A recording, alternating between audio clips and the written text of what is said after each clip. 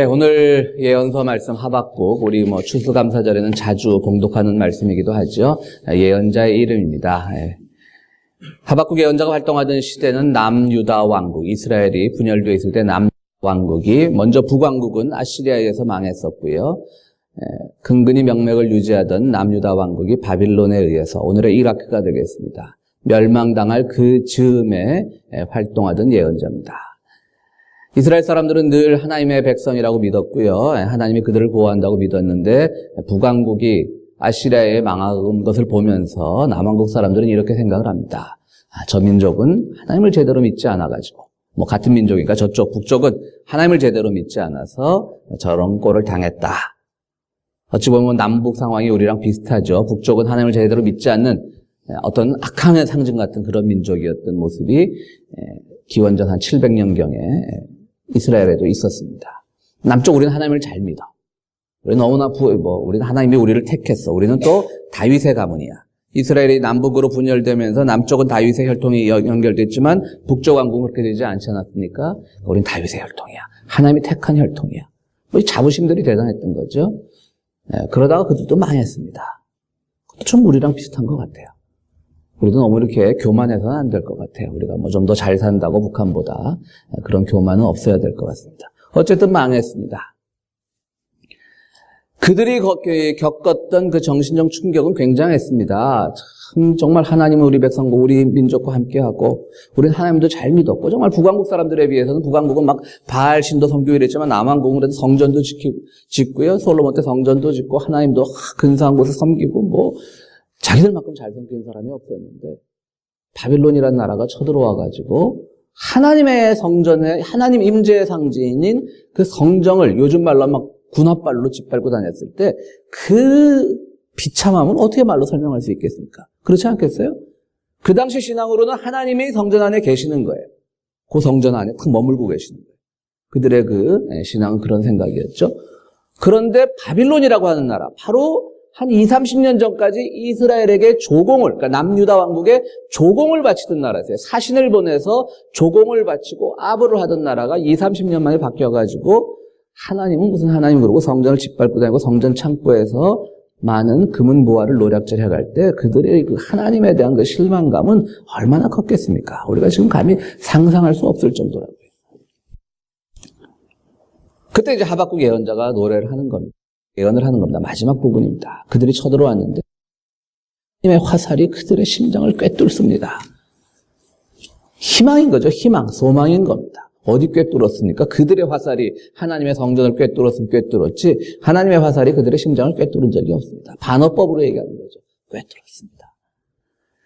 그리고 보니까 포도나무에 열매도 없고 우리의 양떼도 없고 외양간에 소도 없고 아무것도 없습니다. 그래도 나는 하나님으로 인해 즐거워하렵니다. 라고 이렇게 노래를 하고 있는 겁니다.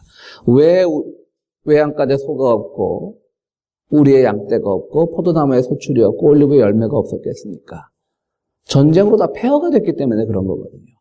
양이나 소는 다 끌고 갔을 거고요. 바빌론에서 말들이 밟고 지나간 자리에 포도가 되겠습니까? 올리브가 되겠습니까? 당연히 없는 거예요. 기후 탓이 아니에요. 농사가 잘못된 게 아닌 겁니다. 지금 외부의 공격에 의해서 이렇게 된 겁니다. 이걸 지금 하박국이 비탄조로 얘기를 하고 있습니다. 난 아무것도 없는데 그래도 하나님께 감사하렵니다. 참 놀라운 겁니다. 하나님의 임재의 상징인 성전이 적의 말발굽에 의해서 회파되고, 그리고 모든 그들이 애써 지었던 농작물이 다 파괴가 되고, 양과 소를 도적 맞았을 때, 그러나 그는 거기서 하나님을 찬양하는 마음이 생겨나는 겁니다.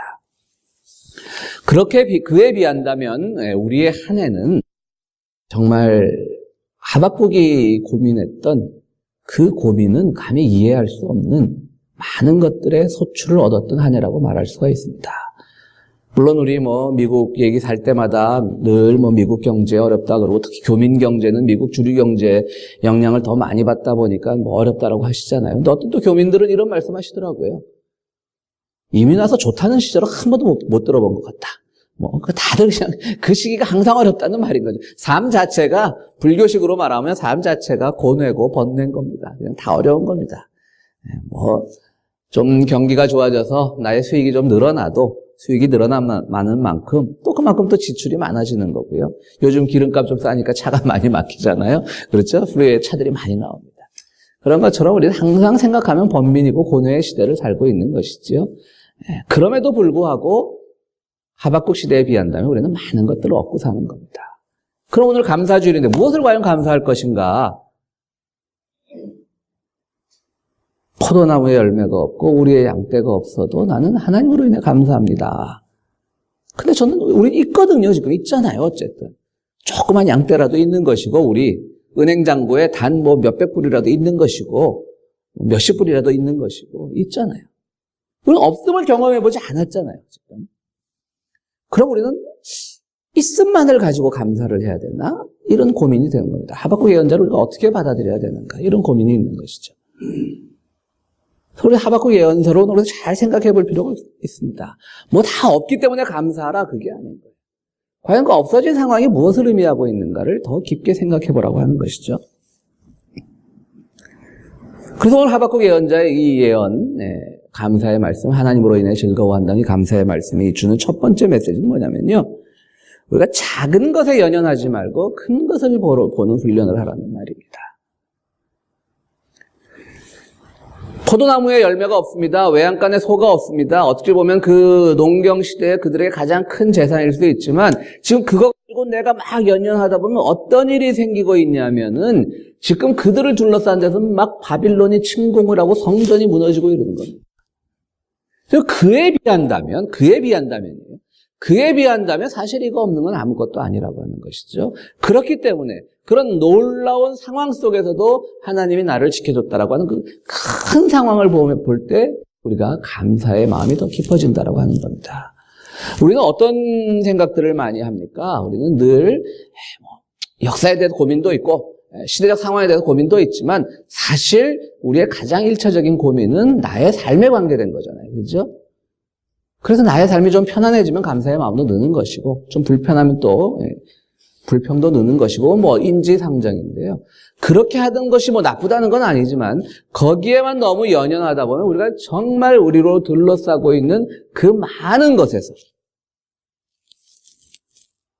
정말 무엇이 중요한 것을 놓치는 경우가 많이 있다라고 하는 것이죠. 오늘 하박국 예언자를 통해서 우리에게 주시는 말씀은요. 지금 너를 1차적으로 실존적으로 너를 괴롭게 하는 거기에 너무 빠져들지 말고 그 좁은 것으로만 세상을 보려 하지 말고 보다 더 넓은 것을 통해서 하나님의 뜻을 이해하라고 노력하라는 겁니다. 그럼 거기서 감사가 생겨난다고 하는 것이죠. 오늘 우리가 살고 있는 넓은 상황은 무엇이겠습니까?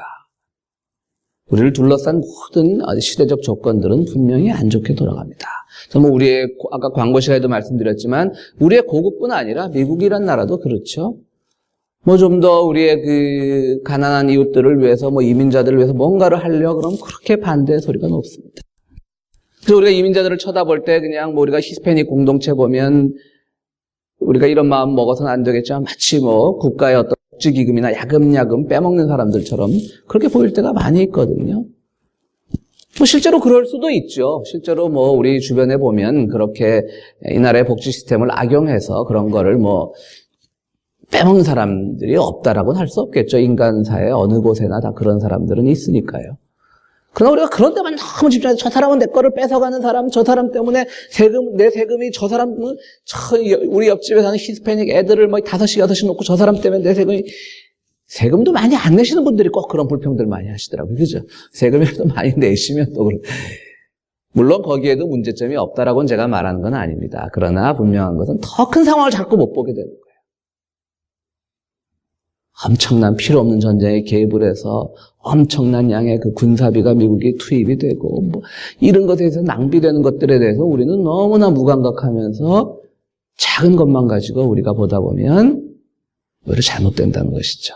그러다 보면 세상을 보는 눈을 잃어버리는 것이고 불평이 더 쌓이게 되는 겁니다.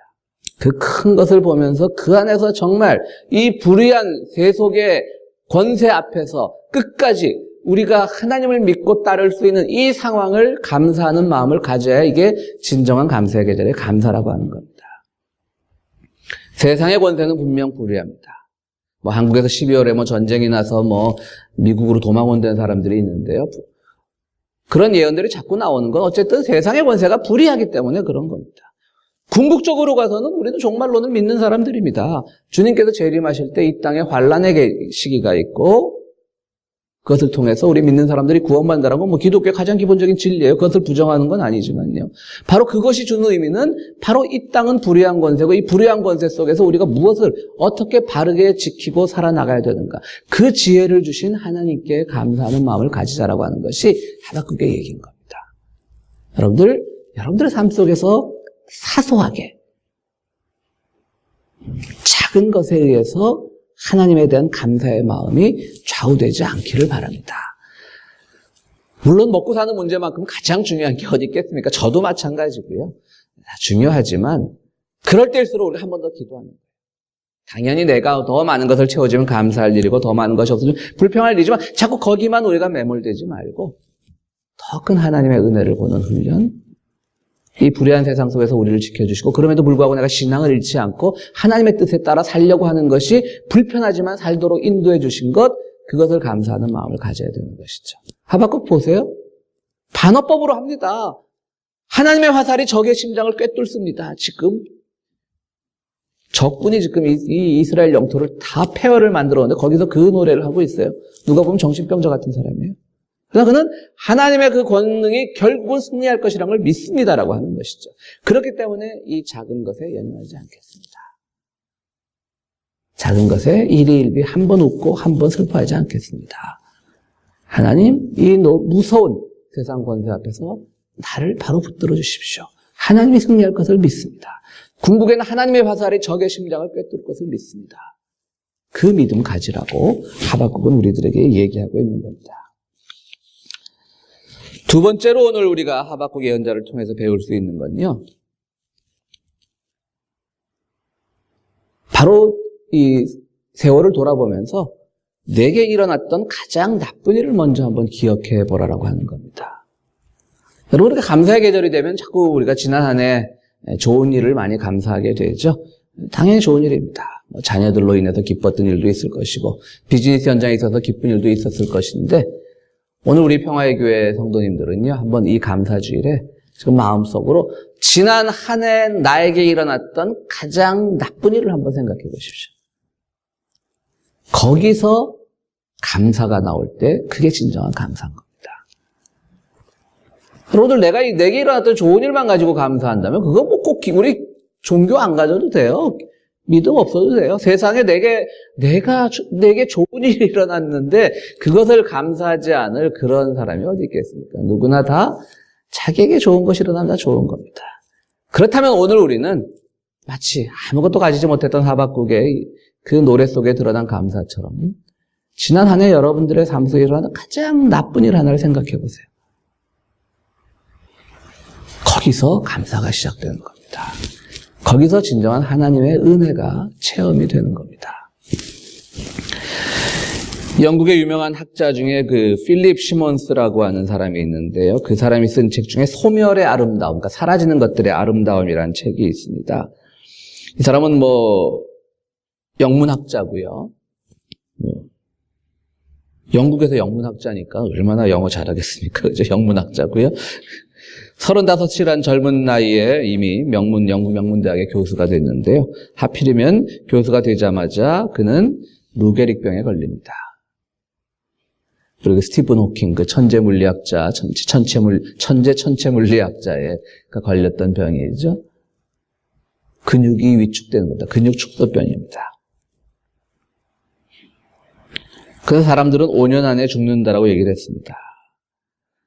그는 죽음의 공포가 눈앞에 어른거렸지만 그 나머지 5년을 어떻게 충만하고 행복하게 살 수 있을까를 고민하기 시작했다고 합니다. 그러면서 이분이 그 소멸의 아름다움이란 책이요, 실제로 그 책의 제목에서는 사라지는 것의 아름다움이지만 책이 말하고 있는 것은 Art of Dying, 죽음의 기술 혹은 죽음의 예술이라고 번역을 해도 되고요. 죽음의 기술을 배워간다라고 이렇게 그 책에서 꾸준히 쓰고 있습니다.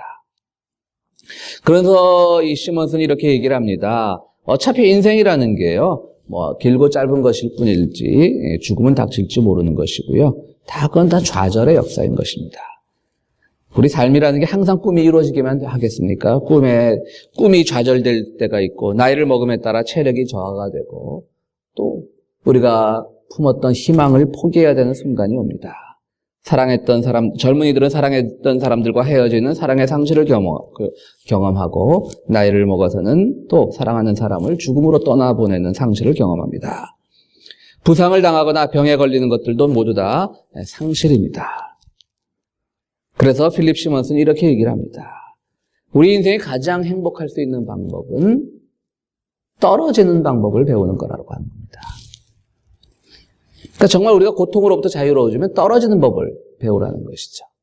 내가 가졌던 명예로부터 언젠가 떨어져서 뒤안길로 사라질 때가 있는 것이고, 내가 작은 권세가 어느 순간 떨어져서 뒤안길로 사라질 수 있는 것이고, 돈이 떨어져서 내 삶의 질이 축소될 수도 있는 것이고, 체력이 떨어지고 떨어지는 법을 배우고 받아들이는 것이 진정으로 삶을 아름답게 가꾸는 행복의 비결이라고 필립 시몬스는 얘기를 합니다.